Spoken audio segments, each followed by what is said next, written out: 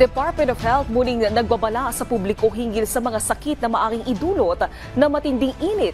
May balitang pambansa si Joshua Sugay ng PIA Mimaropa.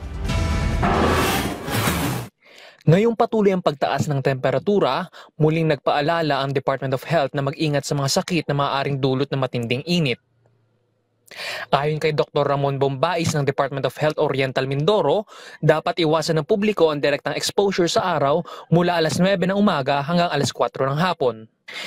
Kabilang sa mga karaniwang sakit tuwing tag-init ay ang heat stroke, heat exhaustion, heat cramps at bungang araw. Ang heat stroke ang pinakadelikado at maaaring ikamatay kung hindi agad maagapan. Payo ng DOH, manatili sa malamig o maaliwalas na lugar, iwasan magsagawa ng mabibigat na gawain sa ilalim ng araw at palaging mag-hydrate. Tiniyak ni Dr. Bombais na handa ang DOH, Provincial Health Office at Municipal Health Offices sa Oriental Mindoro na tumugon sa mga heat-related emergencies at patuloy silang nagbibigay ng impormasyon para maiwasan ang mga sakit na ito.